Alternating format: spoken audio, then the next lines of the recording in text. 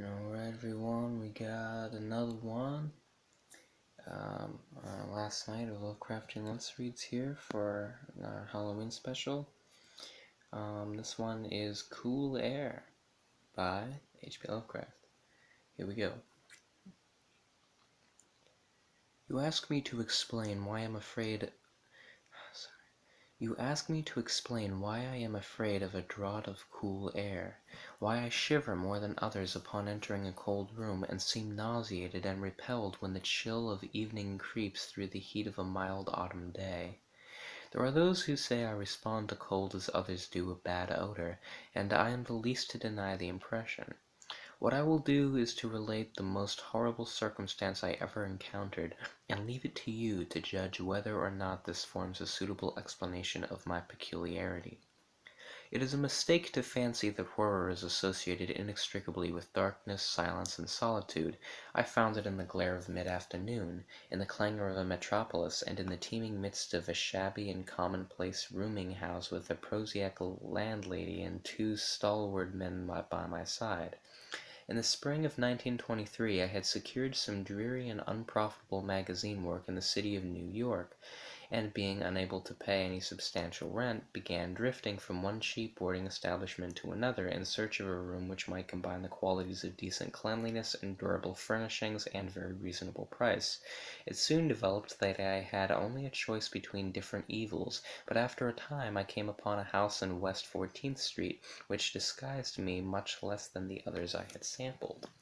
The place was a four-story mansion of brownstone, dating apparently from the late 40s, and fitted with woodwork and marble whose stained and sullied splendor argued a descent from high levels of tasteful opulence.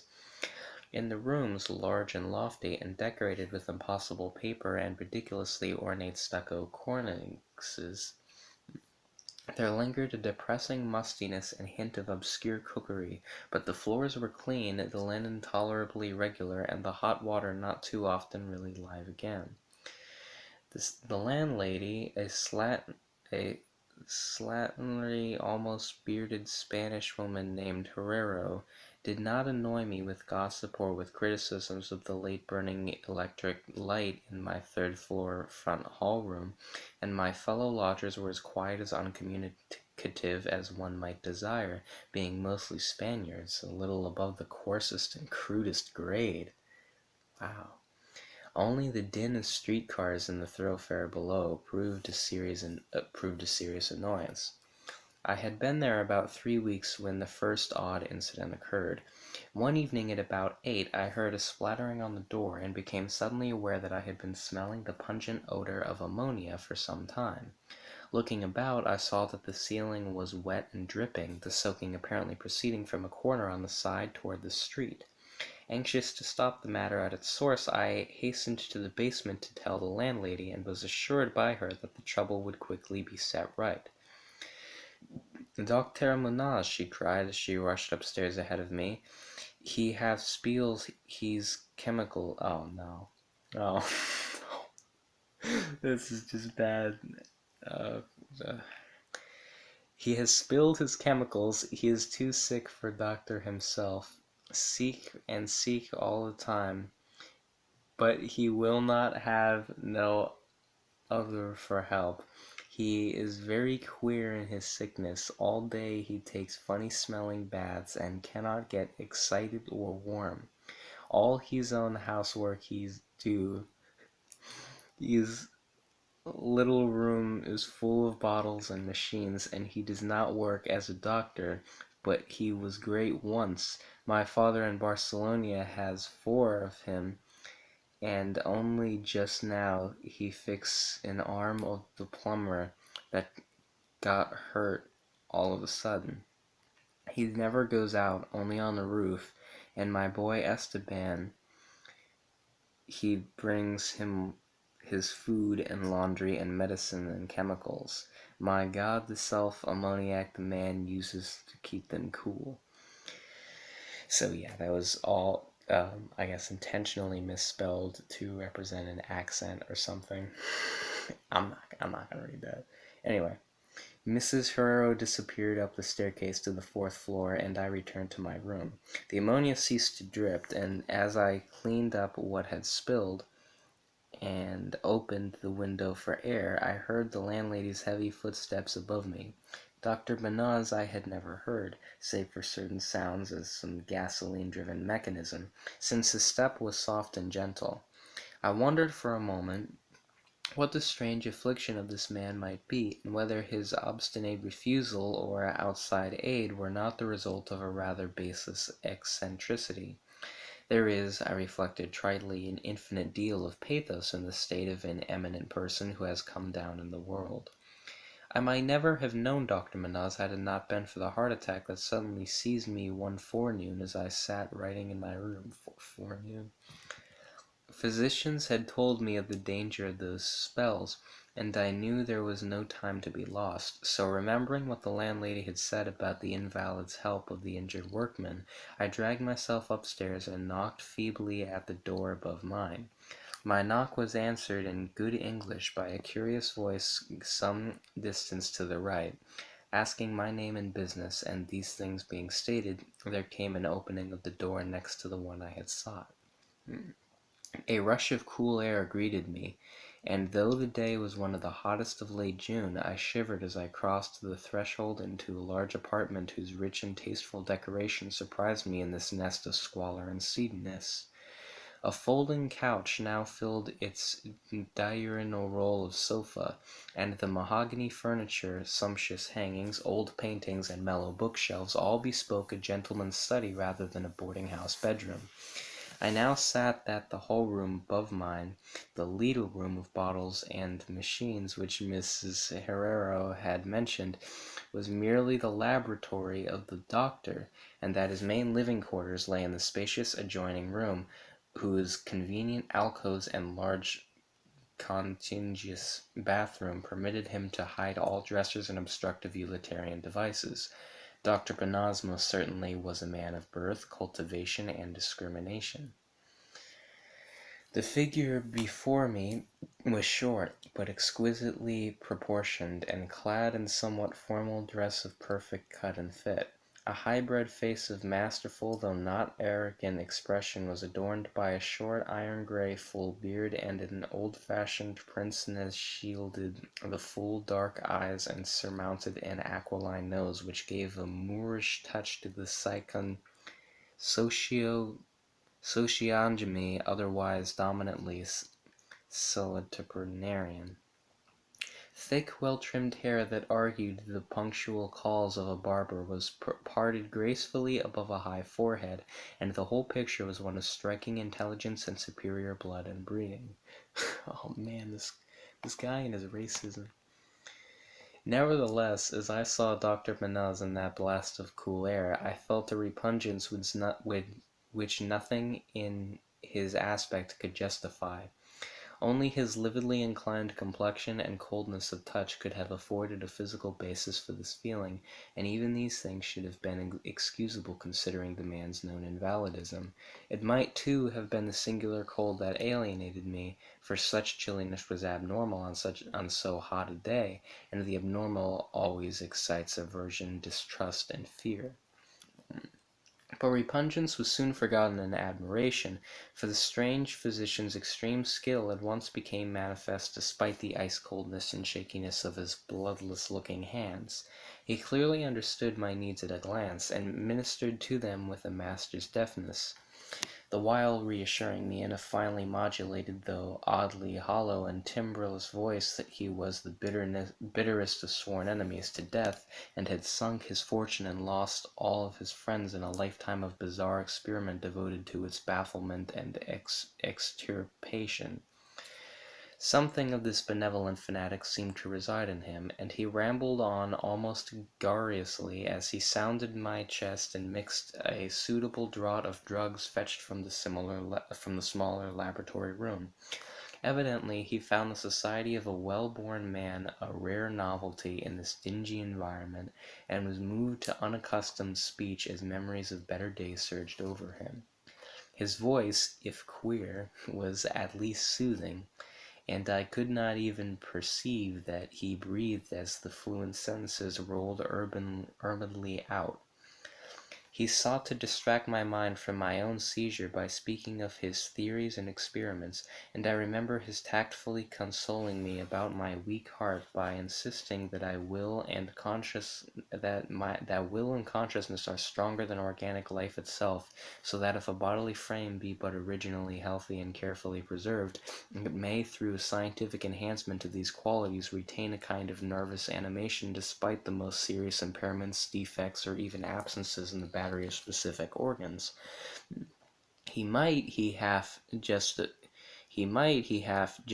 said, some day teach me to live, or at least to possess some kind of conscious existence, without any heart at all.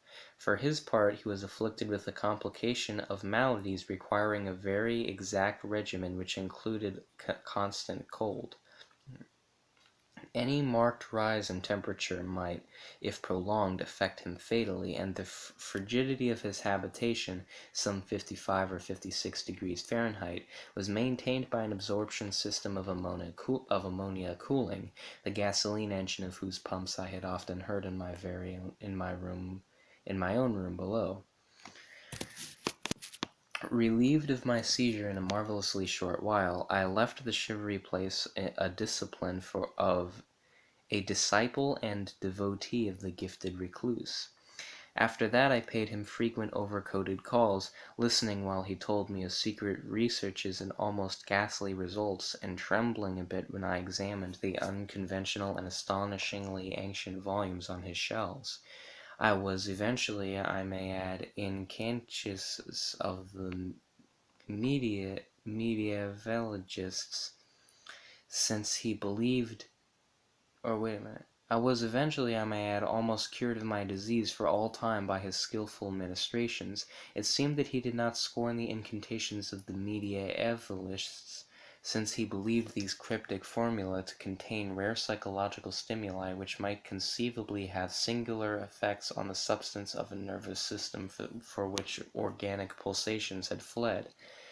I was touched by his account of the aged Dr. Torres of Valencia, who had shared his earlier experiments with him through the great illness of 18 years before, whence his present disorders proceeded.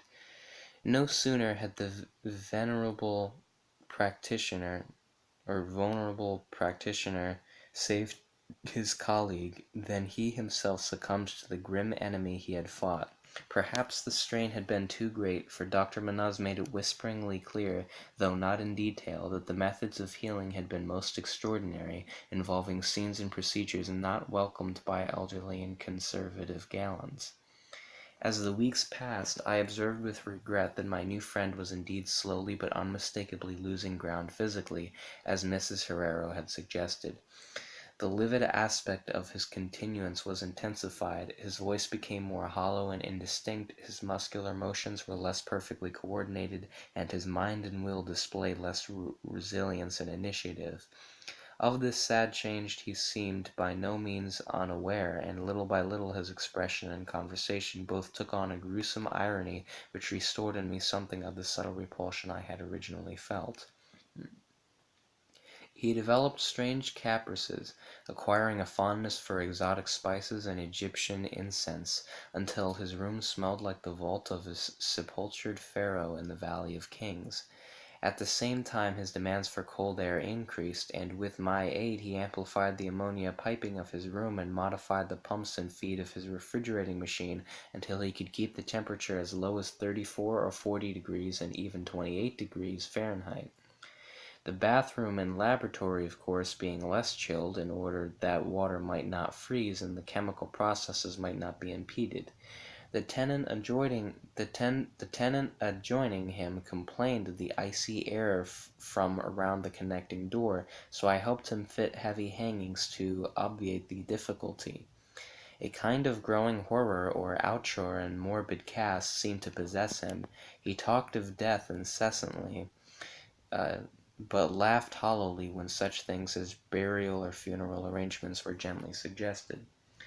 All in all, he became a disconnecting and even gruesome companion.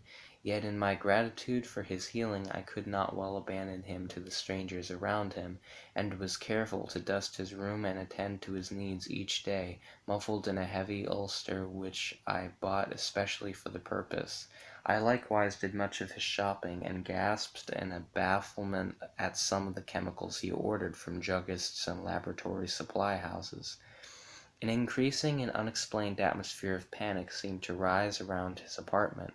The whole house, as I have said, had a musty odor, but the smell in his room was worse, and in spite of all the spices and incense and the pungent chemicals of the now incessant baths which he insisted on taking unaided, I perceived that it must be connected with his ailment, and shuddered when I reflected on what that ailment might be. Mrs. Herrero crossed herself when she looked at him, and gave him up unreservedly to me, not even letting her son Esteban continue to run errands for him.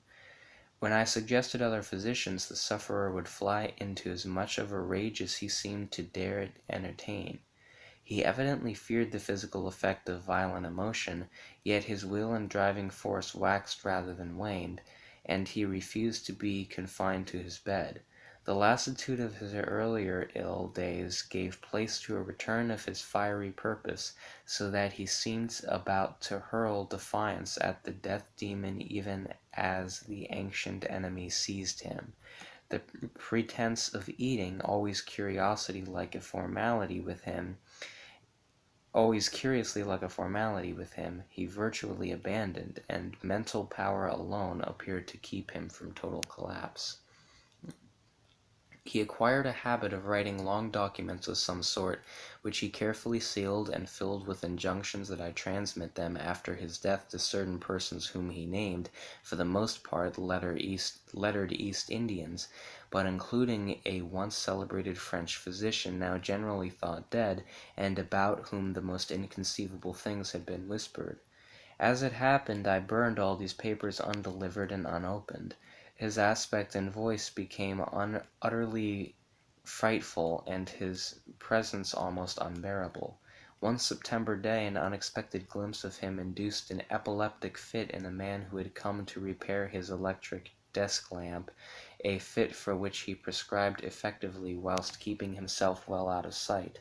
That man, oddly enough, had been through the terrors of the Great War without having incurred any fright so thorough.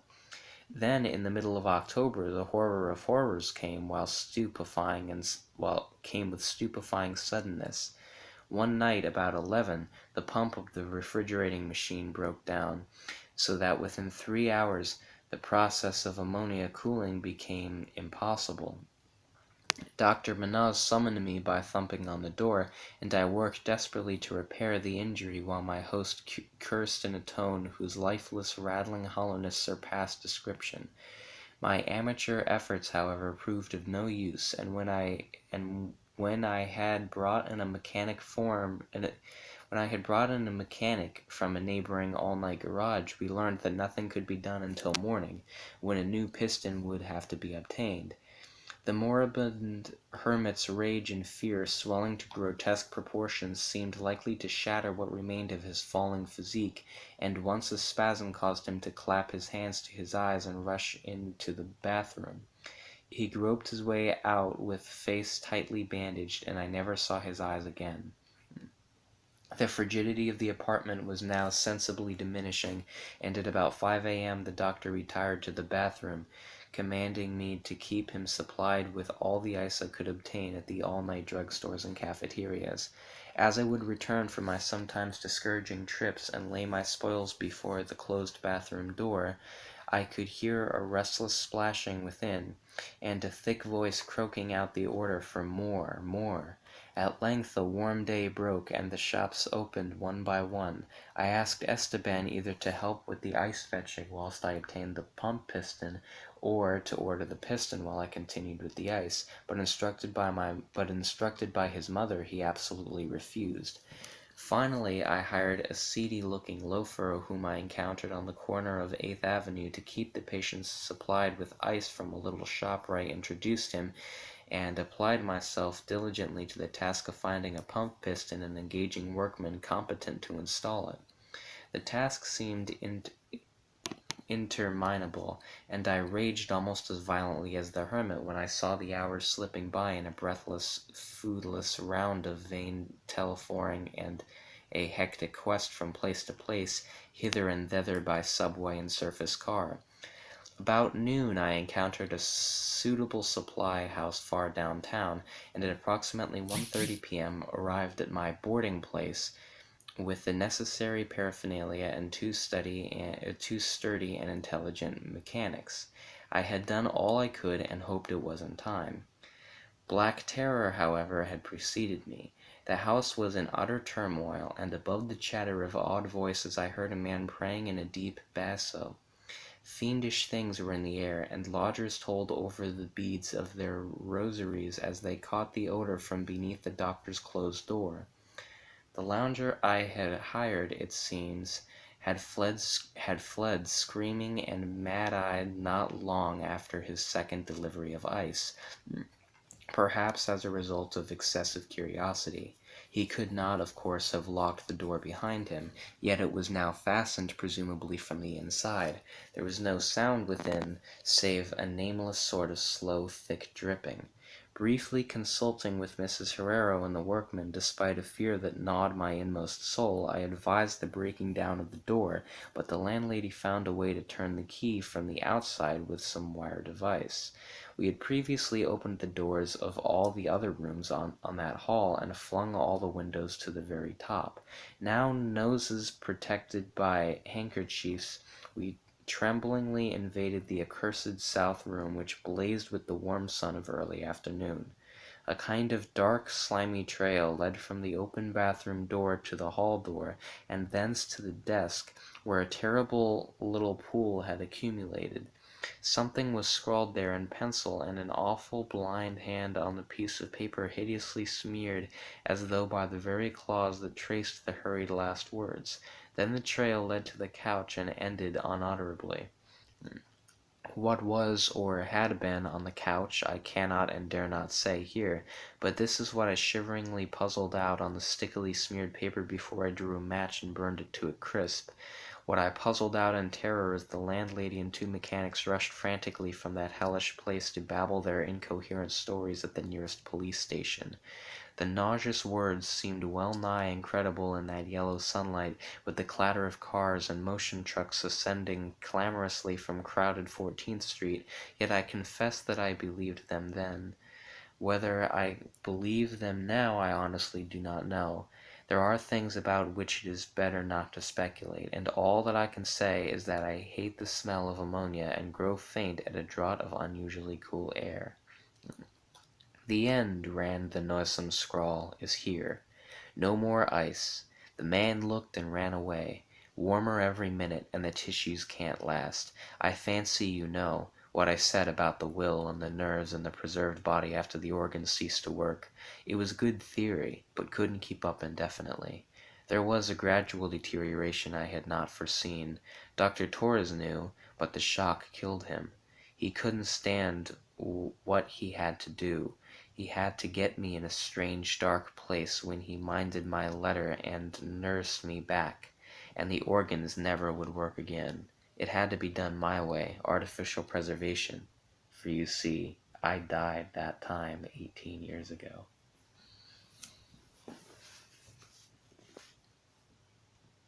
Yeah, well, that's that story. So, all right, good night.